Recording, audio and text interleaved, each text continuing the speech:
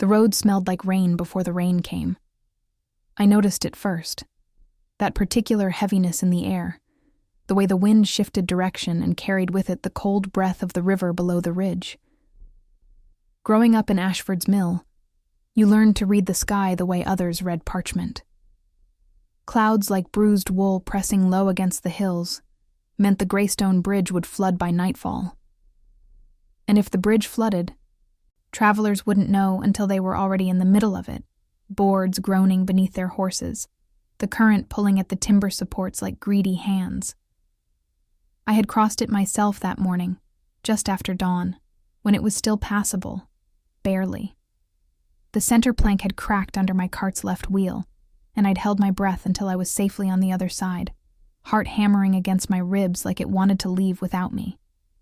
By the time I turned back toward the village with my empty baskets, the sky had darkened considerably. The herbs I'd gathered weren't worth a life.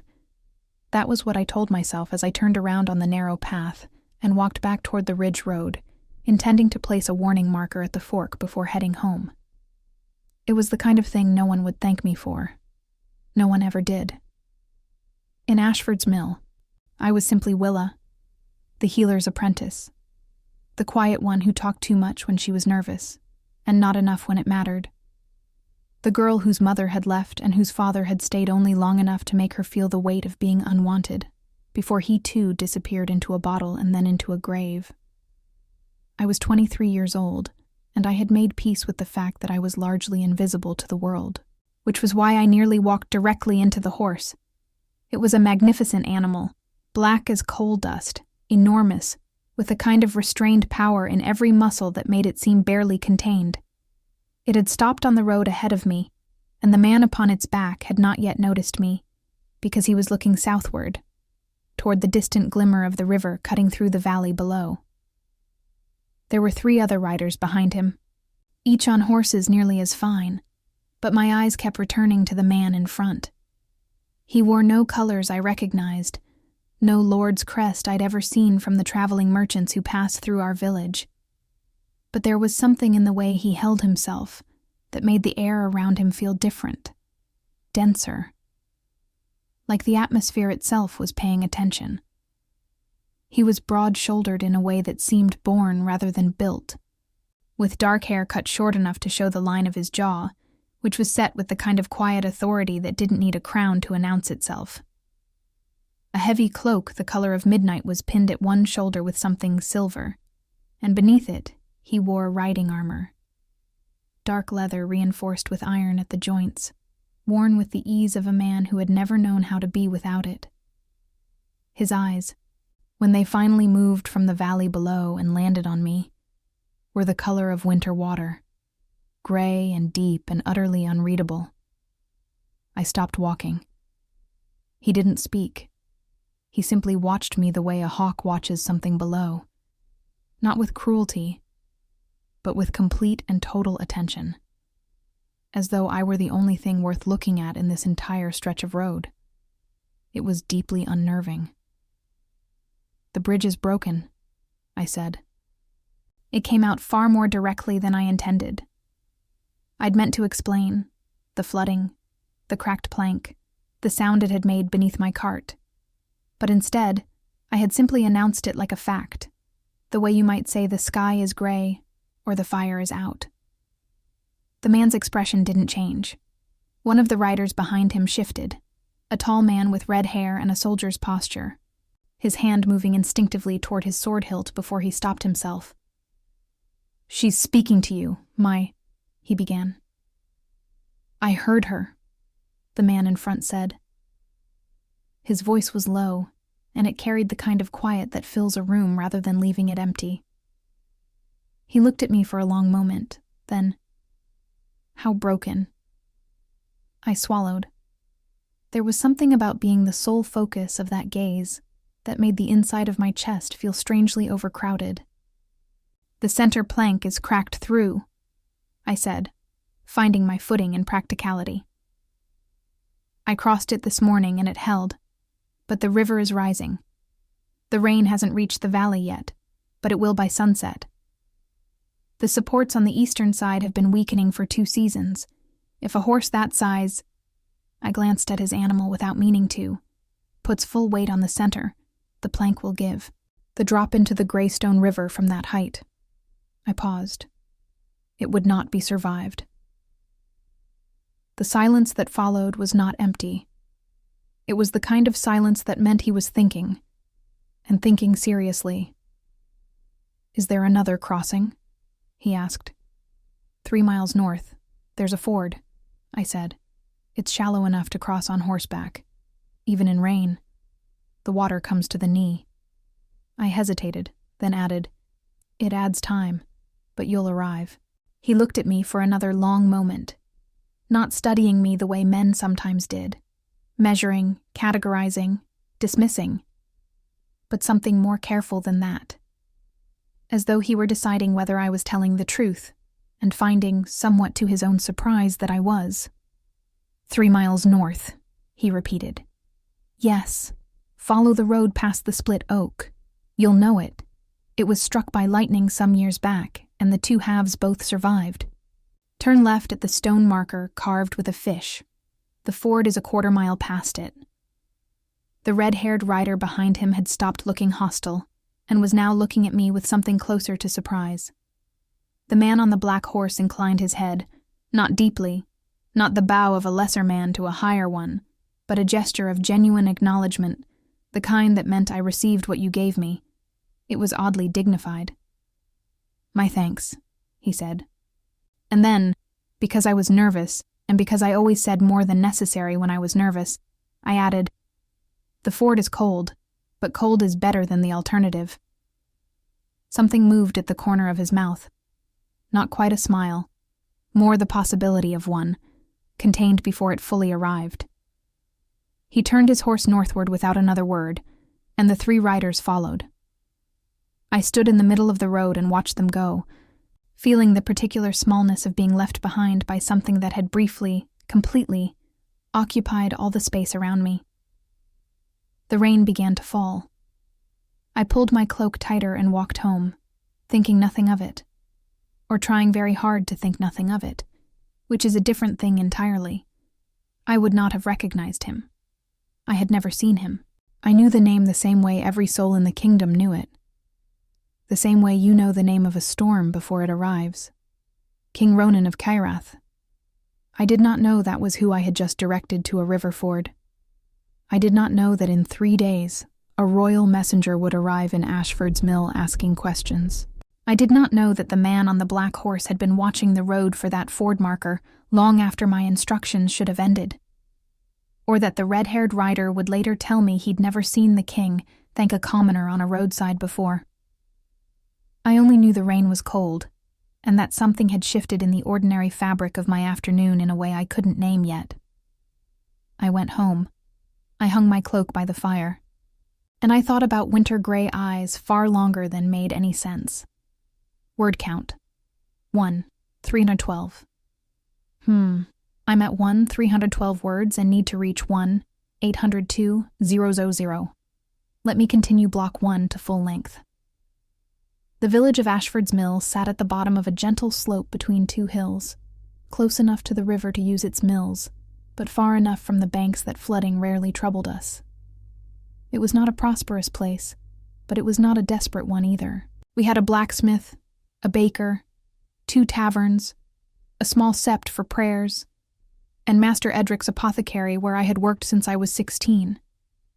Master Edric was 70 years old, and moved like a man who had spent a lifetime making peace with inconvenience.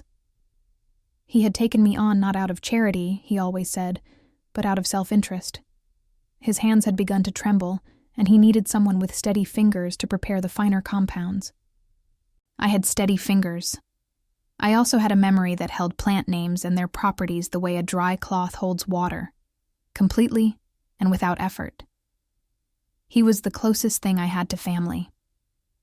When I arrived home that evening, damp and trailing mud onto the stone floor of the apothecary's back room where I lived, he was already asleep in his chair by the fire, a book open across his knee and his chin resting on his chest. I built up the fire quietly and began laying out my gathered herbs to dry: yarrow, lady's mantle, a handful of dried motherwort, and tried not to think about the man on the black horse. I failed at that immediately. There had been something in the way he'd asked how broken, not dismissing my warning, not humoring it, but taking it with the full weight of a serious man receiving serious information. I had warned lords before. In the years I'd traveled the Ridge Road on Edric's behalf, most of them looked through me like I was made of smoke. One had told me women didn't understand engineering. Another had tossed me a coin like I was begging. This man had asked a follow-up question. It was, I realized, an absurdly small thing to be thinking about. I ground the yarrow in the stone mortar until it released its sharp, grassy scent and forced my mind back to the work in front of me. Outside, the rain intensified, hammering the wooden shutters and turning the unpaved lane behind the apothecary into a shallow river of mud. By morning, the Greystone would be impassable. I had been right about that at least. I went to bed telling myself the whole encounter meant nothing. I woke at dawn to the sound of horses. Not one or two. Many. The kind of hoofbeats that meant a retinue, a company, a purpose. I sat up in my narrow bed with my heart already ahead of my thoughts, crossed to the window and looked out through the shuttered gap at the lane below. A rider in dark livery was speaking to Oswin, the baker, who was pointing down the lane. Pointing, I realized with a strange tightening in my chest, toward the apothecary. Master Edric, I told myself. They want a healer. Someone is hurt. I dressed quickly, pulling my hair into a practical knot, and went downstairs. The knock came before I reached the door. The man outside was not injured. He was young, perhaps 20, with the rigid posture of someone trained to deliver messages without showing what he thought about them. He wore a crest I didn't recognize, or thought I didn't, until I looked more carefully at the silver pin at his collar. A wolf with a crown above it. Clean lines. Old authority. "Are you called Willa?" he asked. "The healer's apprentice of Ashford's Mill?" Something cold moved through me that had nothing to do with the morning air. "I am," I said carefully. "You are requested," he said. "At the Carath garrison camp, 2 miles east on the King's Road.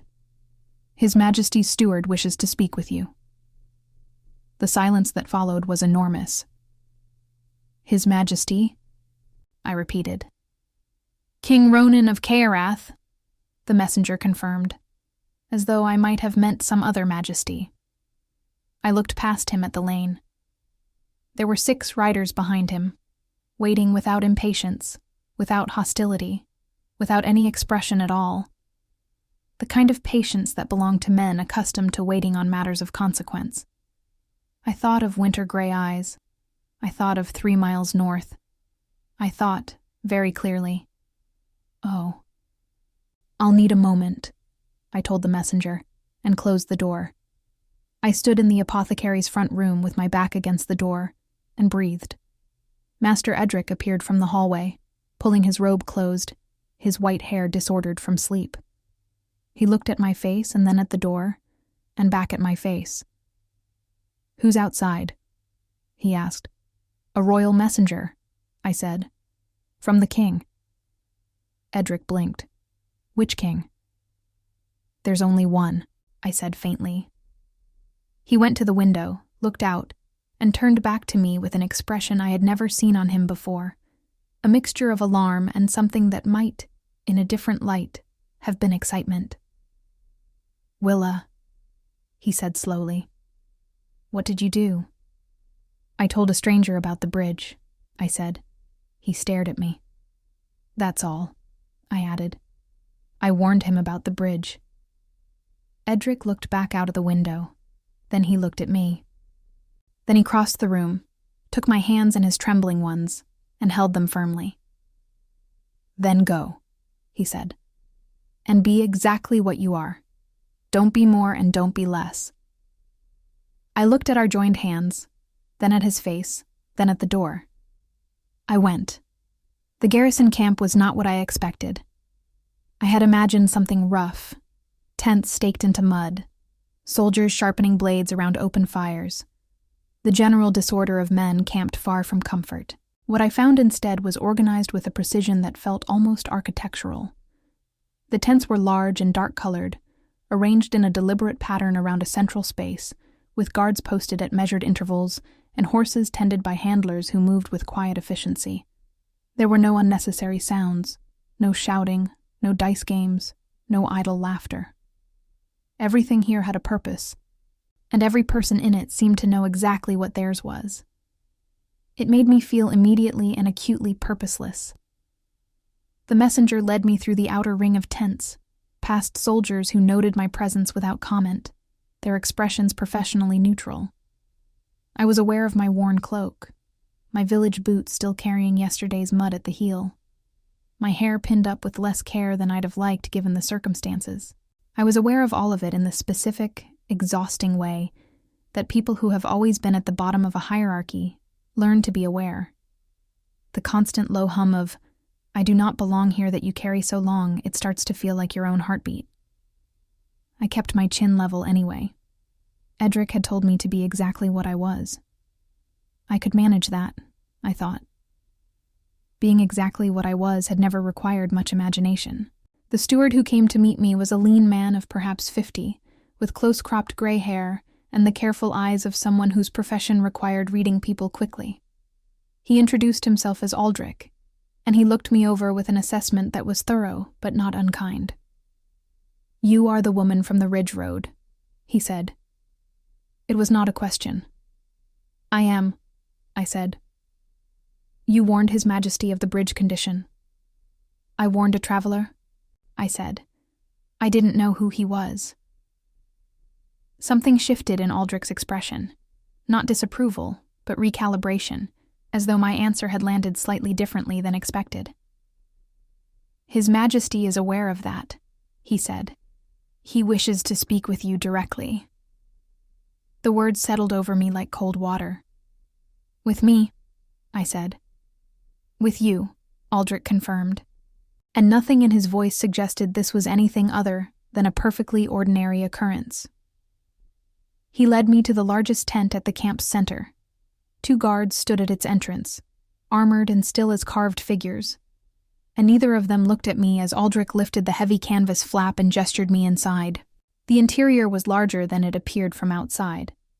The canvas walls were hung with dark fabric that absorbed the gray morning light and threw the space into warm shadow, lit by iron braziers at each corner. There was a long table covered in maps, weighted at the corners with stones, and several camp chairs arranged without particular formality. A travel chest sat open near the far wall, organized with military precision. The man standing with his back to me, studying the largest of the maps, was the man from the road. He was without the heavy cloak now, wearing instead a dark linen tunic beneath a leather surcoat, worked with the same wolf and crown crest I'd seen on the messenger's pin. He was taller than I remembered, or the tent made him seem so. The red-haired rider stood a few feet to his right, arms crossed, and glanced at me when I entered with an expression that was almost amused. "The woman from the Ridge Road, Your Majesty," Aldrich announced quietly. Ronan turned. In daylight, even the muted, brazier-filtered light of a campaign tent, the full impact of him was harder to manage than it had been on the road. On the road, I had been operating on urgency and habit. Here, there was no urgency, and my habit of not looking directly at things that unsettled me was doing nothing useful. He studied me the way he had on the road, that same quality of complete attention, unhurried and unperformed. "You look less certain of yourself indoors," he said. I blinked. "I beg your pardon?" "On the road you spoke without hesitation." There was no criticism in it, merely observation, delivered with the directness of a man who had never learned to use words as decoration. I wondered if it would be different here. "I didn't know I was speaking to the king on the road," I said carefully. "Would it have changed what you said?" I considered lying. It would have been easier. It would have been the sensible, self-preserving answer. "No, Your Majesty, of course not," delivered with a respectful lowering of the eyes. It might have changed how quickly I said it, I admitted instead. But not the content. The red-haired rider made a small sound that might have been a suppressed laugh. The king's expression did not change, but something in his eyes did. A fractional shift, like a door opening half an inch. "Sit," he said. I sat, because when a king uses that particular tone, it is not truly a request. He remained standing, which ought to have felt like a power dynamic and probably was meant to, though I had the odd sense he simply preferred being on his feet. He moved around the end of the table, not pacing. Kings didn't pace, or at least this one didn't, but repositioning with the deliberate ease of a man who was always thinking and preferred to think while moving. "The Greystone Bridge," he said. "You said its eastern supports have been weakening for 2 seasons. "Yes." "How do you know that?" "I cross it regularly," I said. "I gather medicinal plants on the ridge. I've watched the supports settle over time. The stone on the eastern side has an older foundation. I'm not an engineer, but I have eyes." "And common sense," the red-haired man said, and this time he didn't bother to suppress it. "Caius?" Ronan said, without inflection. "Apologies," Caius said, not sounding sorry at all. Ronan looked at me. "The bridge is a royal road. Its maintenance falls to the crown, not the village." "I know," I said. "Then you also know that if what you described is accurate, if the structure is as compromised as you believe, there should have been a report filed through the village headman to the regional lord months ago." I said nothing, because there was nothing to say that wouldn't be the kind of thing you weren't supposed to say in front of a king. Our headman, Corbin, was a comfortable man with a talent for not noticing problems that cost money to solve. Ronan seemed to read my silence as fluently as words. "It was not reported," he said. "It was not a question." "Not to my knowledge," I said carefully. He nodded once, slowly, the way people nod when they receive information that confirms something they already suspected and are not pleased to have confirmed. "Are you trained as a healer?" he asked, shifting direction without warning. "Apprenticed," I said. "To Master Edric, the apothecary of Ashford's Mill. 7 years. And before that? I grew up in the village." I paused. "There's not much before that worth mentioning." He looked at me for a moment in that way he had, as though he were considering whether to press the point and deciding against it, not because the point wasn't worth pressing, but because he respected that I'd drawn a line. "My healer was injured in a skirmish 4 days past," he said. "Nothing fatal, but the wound has not responded as expected to treatment. We carry field supplies, but no one in my company has the specific knowledge Aldrich believes the injury requires." I straightened slightly. This I understood. This was the part of the room where I knew how to stand. "What is the nature of the wound?" I asked. "A blade wound to the forearm, deep enough to require binding. The flesh around it has developed a heat and a color that concerns us." "Purpling? Or red?" He paused, surprised perhaps at the precision of the question. "Red at the edges, darkening toward the center." "Has it discharged anything?" "Aldrich," Ronan said. The steward stepped forward and described the wound's progression with the clinical clarity of a man who'd seen enough injuries to report them without flinching. I listened carefully, asking 3 more questions, turning the information over in my mind like a stone I was checking for weight. "It's not advancing corruption," I said when he finished. "Not yet. But the wound was bound too tightly, and the blood isn't moving through the flesh properly. Combined with whatever was on the blade, forest debris likely, the tissue is inflamed. It needs to be opened, cleaned with yarrow and honey, and rebound looser with a poultice of plantain leaf." I paused. "I have yarrow. I gathered it yesterday. I can prepare the compound here if you have the other materials." Ronan looked at me for a long moment. "You're certain?" he said. Certain enough that I'd stake my work on it, I said, which I suppose I am. This time the corner of his mouth moved unmistakably. Not a full smile, not yet, but the clear impression that one was somewhere in the architecture of his face, waiting for sufficient cause to appear. Then we'll give you what you need, he said. It took me 3 hours. Caius, the red-haired rider, stayed in the tent and watched me work with an interest that started as surveillance and gradually relaxed into something more like genuine curiosity. The injured healer, a quiet woman named Sarah, perhaps 40, with a stoic practicality I immediately respected, accepted my treatment without complaint, and asked 3 intelligent questions about the plantain preparation that told me she knew enough to evaluate whether I was competent. I must have passed some invisible assessment, because by the time I finished binding the wound in the correct tension, she looked at me and said, "You were right about the binding." "I usually am about wounds," I said. "I'm wrong about other things constantly, but wounds I understand." She smiled at that, small and real. When I emerged from the tent, the afternoon had arrived without my noticing.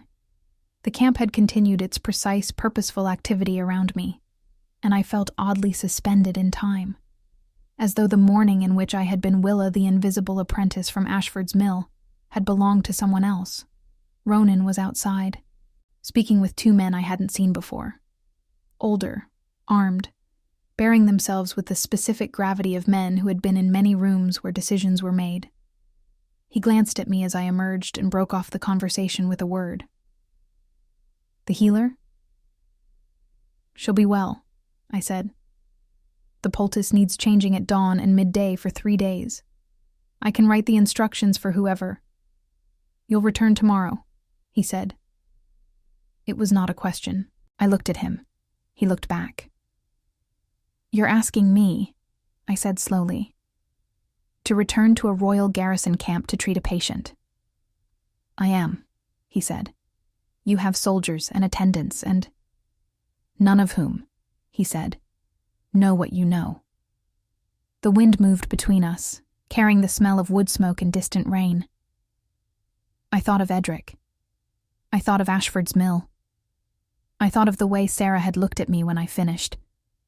Not with gratitude exactly, but with the specific recognition of one practitioner for another. "Dawn," I said. "I'll come at dawn." He nodded once. I walked back through the camp, through the careful arrangement of tents and horses and purposeful men, and I did not look back. But I was aware, the entire way to the perimeter, of the precise sensation of being watched. I returned at dawn, as promised. And then the day after that, and the day after that. By the 4th morning, the guards at the camp's outer perimeter nodded when they saw me coming up the King's Road with my basket, and that small acknowledgement, barely a gesture, barely anything, settled something uncomfortable in my chest, in a way I couldn't fully explain. I had spent so many years being looked through that being seen, even by soldiers whose names I didn't know, felt like a language I was only beginning to learn. Sarah improved steadily. By the 3rd day, the redness had retreated to a thin line at the wound's edge, and by the 4th, she was sitting up and eating, with the appetite of someone whose body had decided to cooperate again. She was not effusive. She was the kind of woman who expressed satisfaction through competence rather than words. But on that 4th morning, she watched me change the dressing and said quietly, "Where did you learn the plantain preparation? Edric's method or something older?" "Older," I said. "There's a manuscript in Edric's collection, not his own writing, something copied from a southern healer's notes. The proportions are different from the standard method." "Better," she said. "Significantly," I agreed. We worked in companionable silence after that, and I realized I was comfortable in a way I hadn't expected to be. In a royal garrison camp, tending to the king's healer, surrounded by soldiers and attendants, and the low, constant hum of a military operation in motion. Comfort in unusual places was perhaps something I was better at than I'd known. Ronan came to the healer's tent each morning, always briefly, always with a specific question about Sarah's progress, about the materials I needed, once about whether I thought a different binding technique might be useful for field injuries generally. The questions were practical, and he listened to the answers with the full attention he seemed to give everything. And then he left, and I told myself very firmly that I did not notice when he was no longer in the room. Caius, Sir Caius, I had learned, the king's first sword and closest companion since childhood, was less restrained about his interest in me.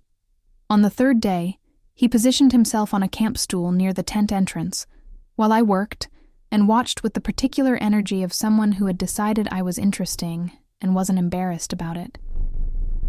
"How long have you lived in Ashford's Mill?" he asked. "All my life," I said, not looking up from my preparation. "And you've never thought of leaving?" "Thought of it," I said. "Thinking doesn't cost anything." He smiled. He had one of those faces that smiled easily and often, which was a striking contrast to Ronan, who seemed to portion smiles out like something finite. "What stopped you?"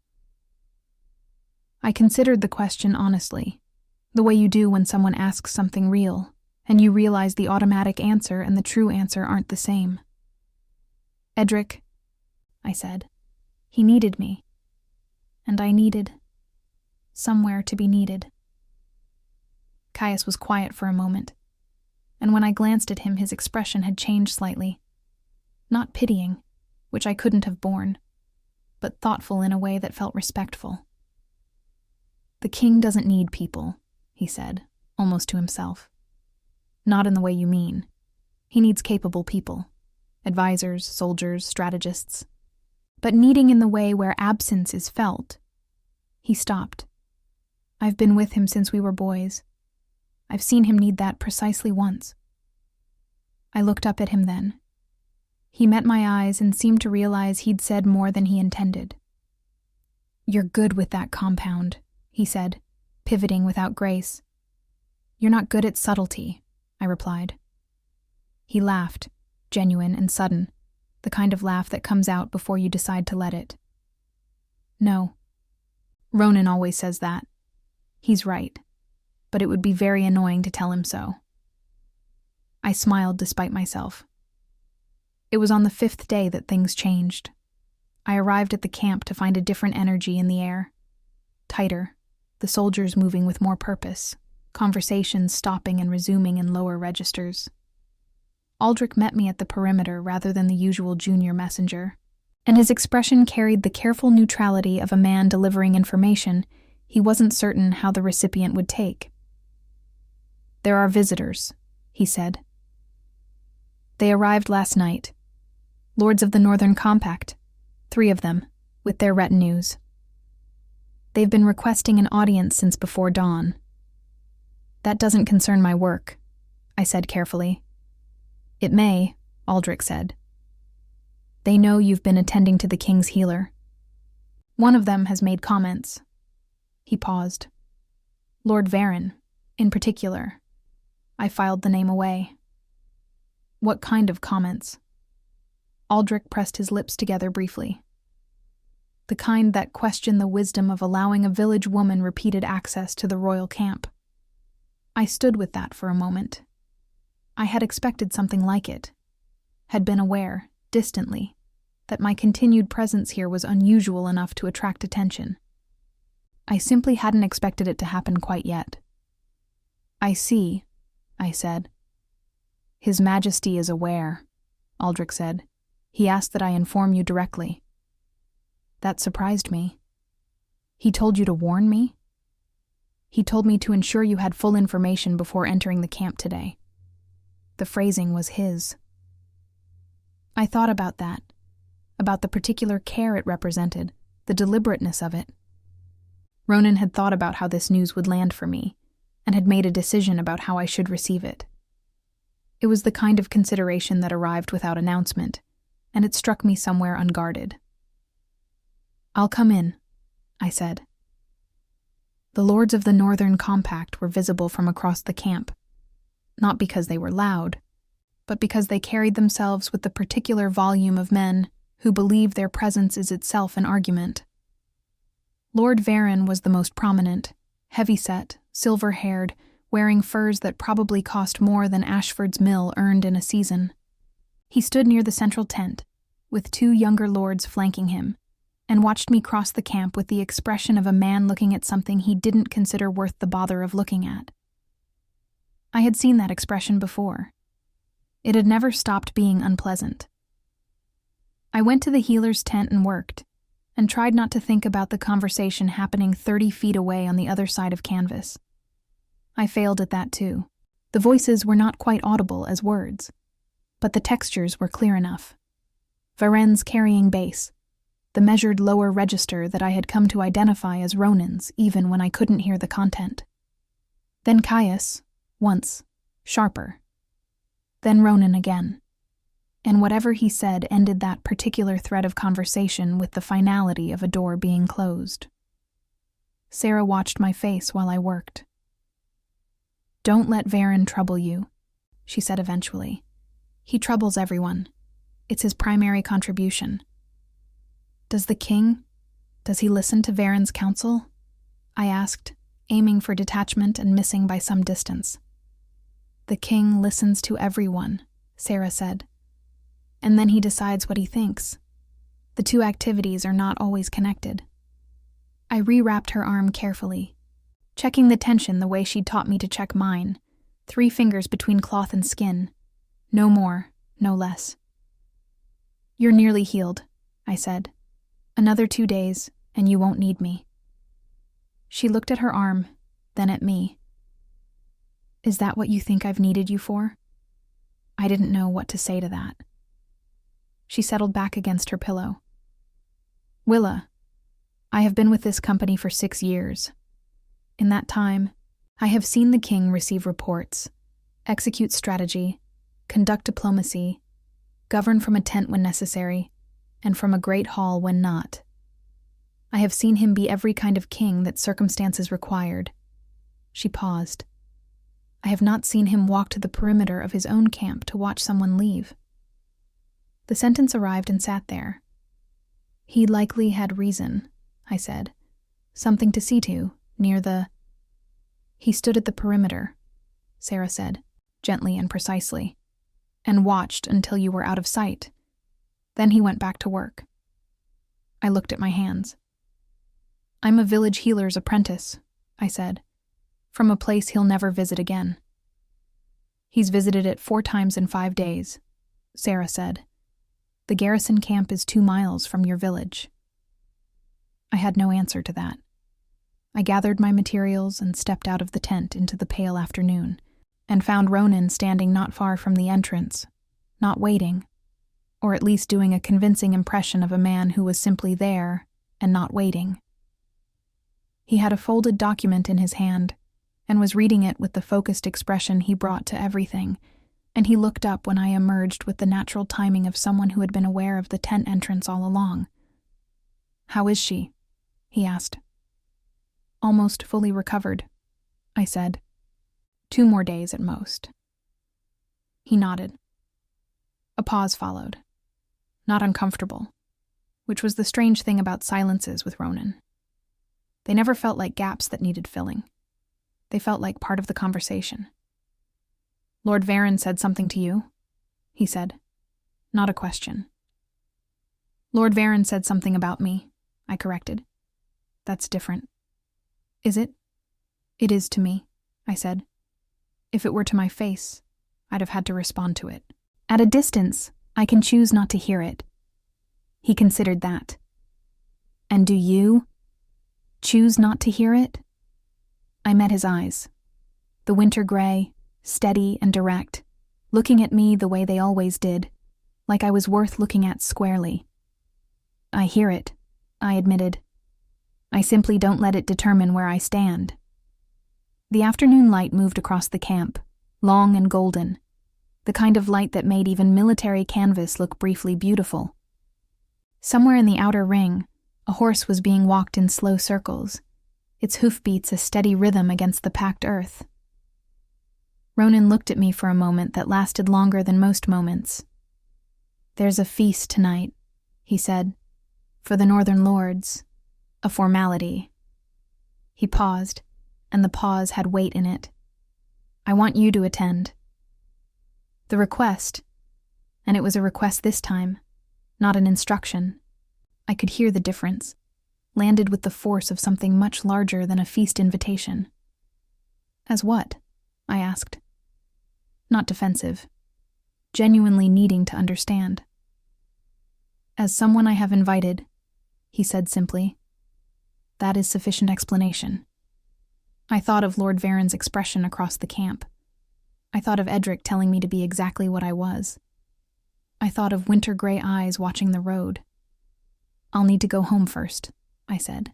"I don't have anything suitable."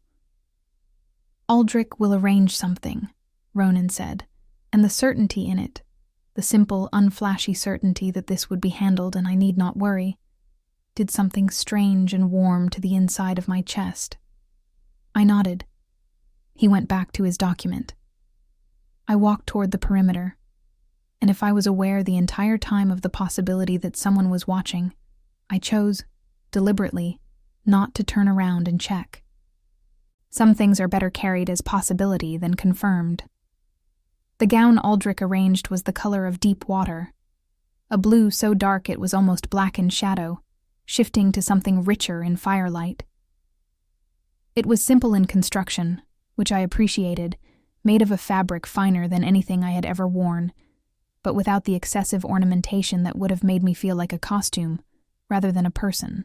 A serving woman whose name was Bet helped me dress in one of the camp's private tents, and did something careful with my hair, pinning it partly up, leaving some loose.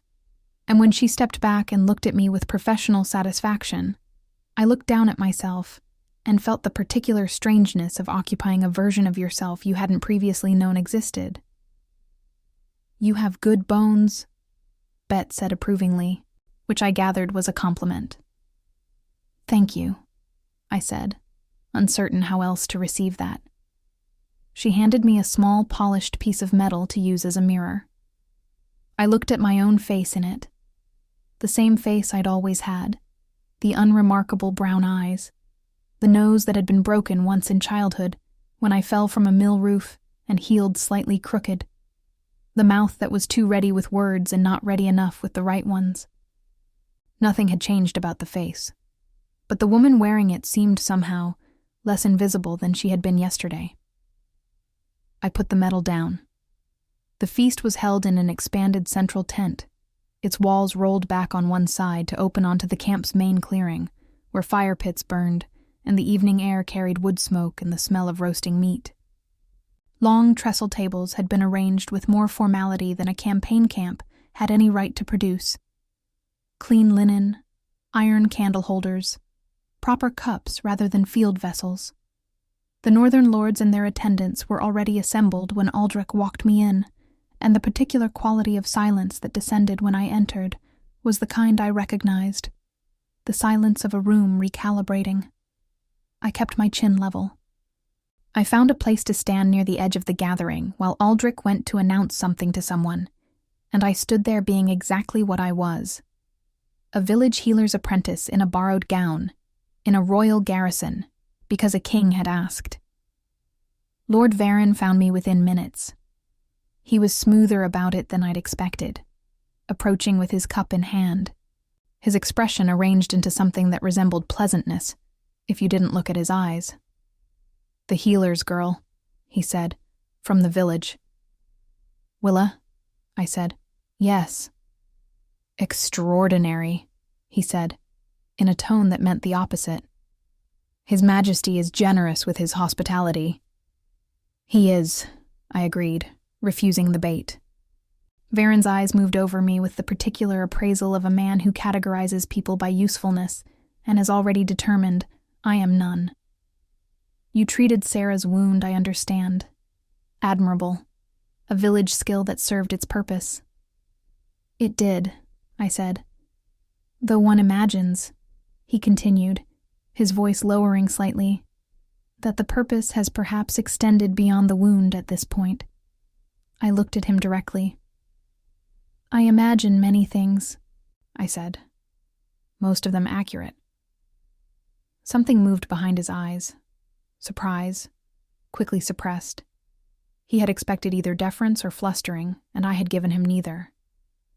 "You're bold," he said, not a compliment.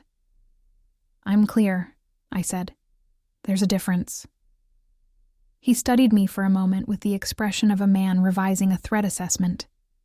Before he could respond, Caius materialized at my shoulder with the cheerful purposefulness of someone who had been watching and chose this exact moment to intervene. "Lord Varen," he said warmly, "the king was asking for you. Something about the Northern Road assessment. I believe he has questions about the Eastern Garrison reports." He smiled with complete friendliness. Best not to keep him waiting. Varen looked between us, settled his expression back into pleasantness, and withdrew. Caius turned to me, and his smile became something more genuine. "You handled that well." "You rescued me," I said. "I redirected him," Caius corrected. "You'd already handled it. I just removed the opportunity for a second approach." He handed me a cup, wine, deep red, warm from proximity to the fire pits. "He'll make more trouble before this is over. Varen always does. But trouble from Varen means you're worth troubling, which is its own kind of recognition." I looked across the tent to where Ronan stood with the other two northern lords, listening to something one of them was saying with the focused patience of a man giving someone enough rope. He had changed into a formal tunic, dark, as everything he wore seemed to be, with silver at the collar, and the authority he carried quietly during the day was more visible here, in firelight and company, without becoming anything showy. It was simply who he was, power worn like a second skin, so habituated it had stopped being performance, as though he felt my attention, or perhaps he had simply been aware of me since I entered, the way I was aware of him. He looked across the room. Our eyes met. He held the contact for 3 seconds, 4, and then returned to the conversation he was in without apparent disruption, but the slight shift in his expression in that moment, something that was not quite a smile but was adjacent to warmth, stayed with me through the next half hour of navigating introductions and conversations, and the general exhausting exercise of being looked at and assessed by people who had decided my presence required explanation. I talked with Caius. I talked with 2 of the king's advisors, who were more curious than hostile, and a young lord from the east, who was less interested in my origins than in whether I'd ever encountered the river fever that had struck his village 2 seasons past.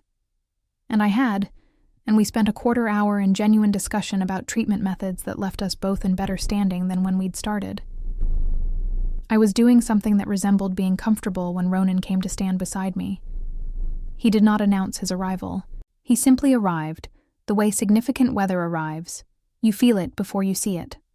The young Eastern Lord excused himself with visible and entirely understandable alacrity, and then it was just the 2 of us at the edge of the firelight, near enough to the open wall that the evening air moved past us, cool and smelling of wood smoke and pine from the hills.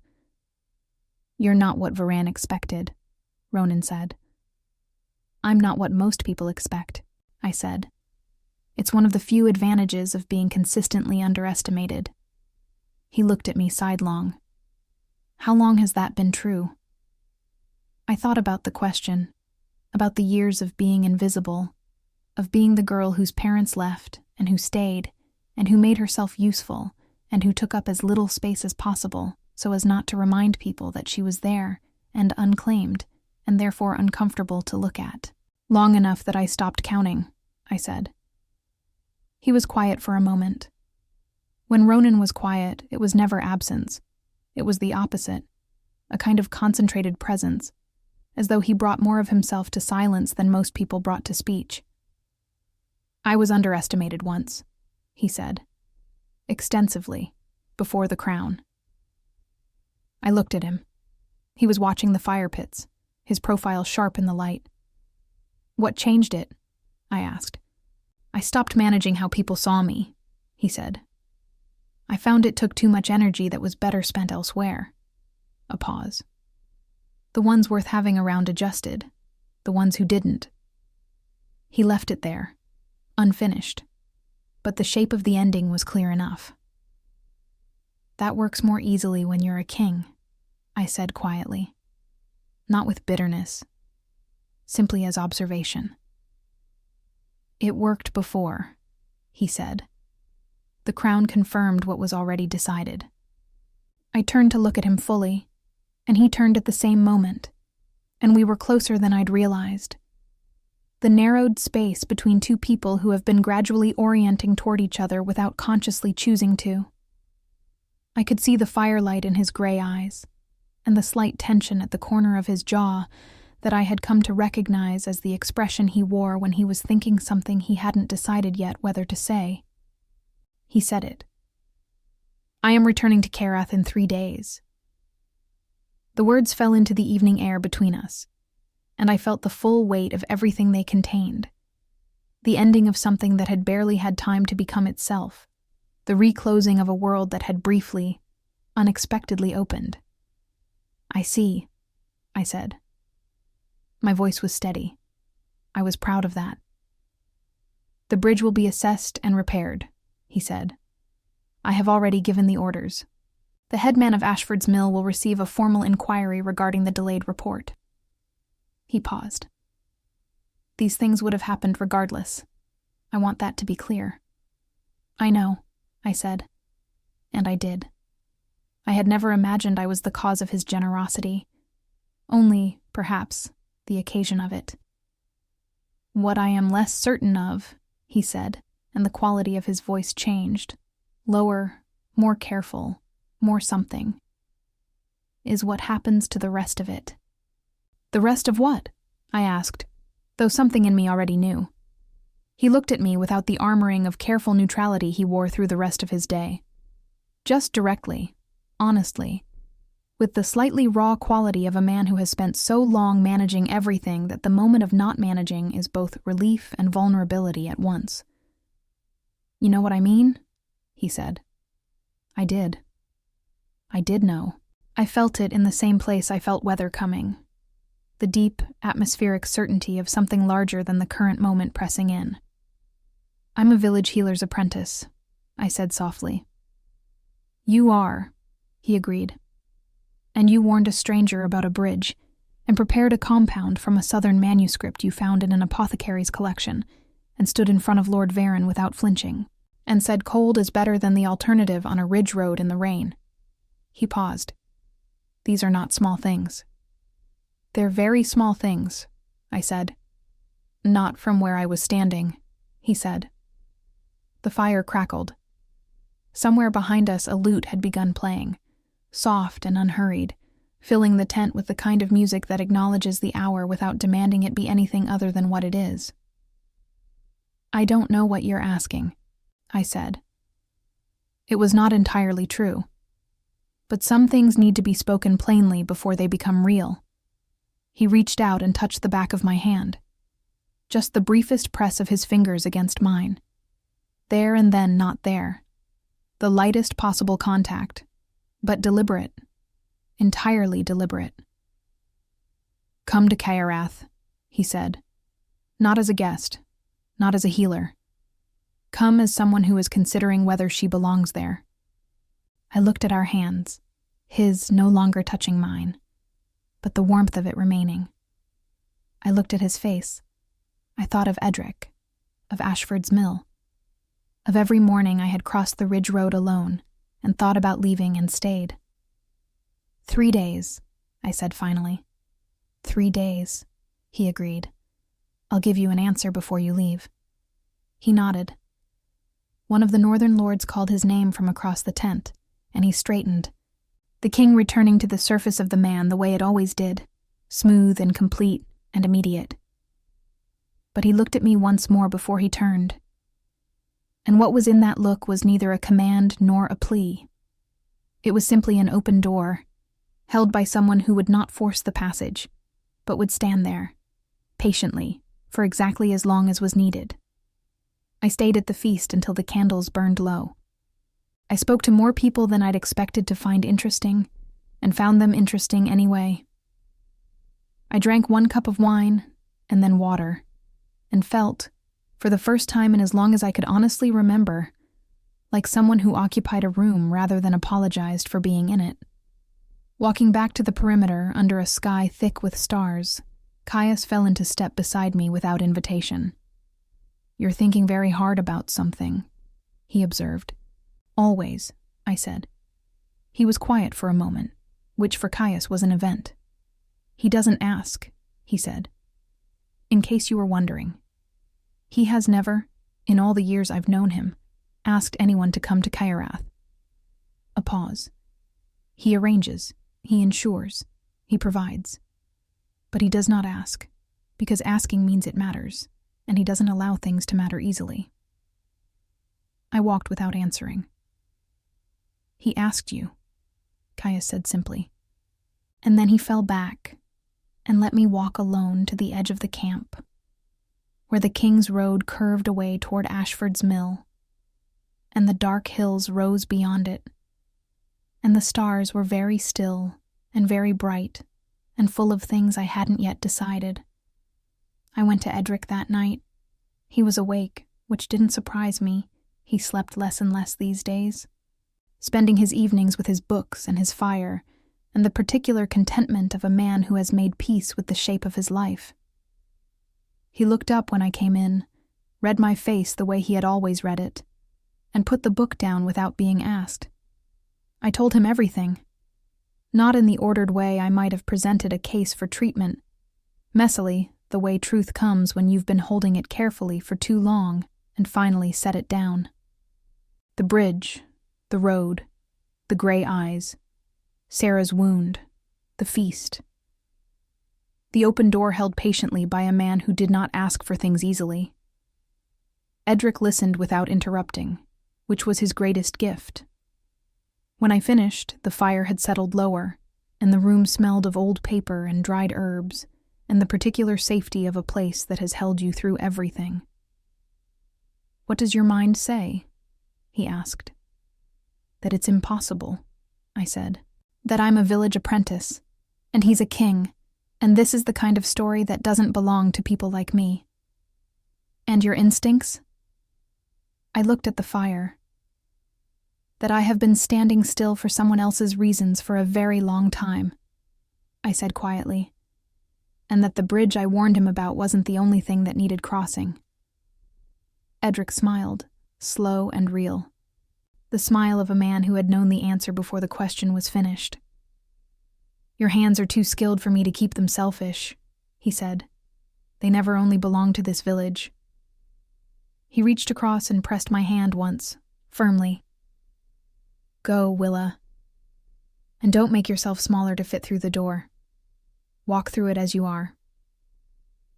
I left before dawn on the 3rd day. Kairath was nothing like I had imagined, and everything I should have expected. The castle rose from the landscape the way mountains rise, as though it had always been there, and the world had arranged itself respectfully around it. Dark stone, towers that caught the morning light and held it, walls that spoke of centuries of purpose. The city below it was alive with the sounds of a working kingdom. Blacksmiths and bakers and merchants and children, and the layered noise of 10,000 people going about the serious business of being alive. I arrived with the king's company, riding in a cart beside Sarah, who had recovered completely, and spent the journey teaching me 3 preparation methods I hadn't known, and asking me intelligent questions about 2 that I had. By the time we passed through the castle gates, I felt less like someone arriving and more like someone returning, which made no logical sense and was true nonetheless. Ronan met me in the courtyard. He had changed back into the full authority of his position, the formal bearing, the crown's weight implicit even without the crown itself. But when he looked at me crossing the courtyard toward him, something in his face did what it always did, simplified, became less managed, became just a man watching someone arrive and being glad of it. "You came," he said. "I said I'd give you an answer before you left," I said. "This is the answer." The corner of his mouth moved. All the way this time, A real smile, uncontained, arriving without reservation. It changed his whole face. It made him look like someone who had been waiting a long time to be allowed to be something other than inevitable. "It is," he agreed. "The months that followed were not simple. Nothing worth having ever is." Lord Varan made his objections loudly and formally, and was heard with the patience Ronan gave everything, and then overruled with a quiet finality that left no room for appeal. There were courtiers who looked at me the way Varan had, measuring, dismissing, and I looked back at them with the steadiness I had learned on ridge roads in the rain, and most of them eventually recalibrated. I worked beside Sarah, and then beyond Sarah, establishing a proper healing practice within the castle that served soldiers and servants and nobles with equal attention, because illness does not observe hierarchy, and I saw no reason to pretend otherwise. Ronan never asked me to be other than what I was. He seemed, in fact, to regard what I was with a consistency that gradually stopped surprising me and started simply feeling like being known. We were married in the castle's great hall in early spring, when the hills outside Caerath were green and the river below the valley ran clear. Caius stood at Ronan's side and wept with the cheerful shamelessness of a man who saw no reason to hide it. Sarah stood at mine, dry-eyed and smiling, with the specific satisfaction of someone whose assessment had proved correct. Edric made the journey from Ashford's Mill. It took him 4 days, and he complained about every one of them, and arrived glowing with a happiness he didn't bother to disguise. I brought him to the castle's library that first evening, shelves upon shelves of manuscripts and records and collected knowledge, and watched his face when he understood the scope of it. He stood in the middle of it for a long moment, very still. "There's a Southern Healer's manuscript collection in the Eastern Wing," I told him. "I've already arranged for you to have access." He looked at me. His eyes were bright. "You planned this," he said. "I learned from you," I said. "You always said the work was the point." He took my hands in his trembling ones, the way he had on the morning the messenger came, and held them with the same firm certainty. "The work," he said softly, "and the people you do it beside." The Greystone Bridge was rebuilt that autumn, properly with new stone foundations on both sides, wide enough for 2 carts to pass. I rode out to see it completed on a gray morning that smelled like rain before the rain came, standing at its center and looking down at the water moving below, the same river I had watched from the ridge road all my life.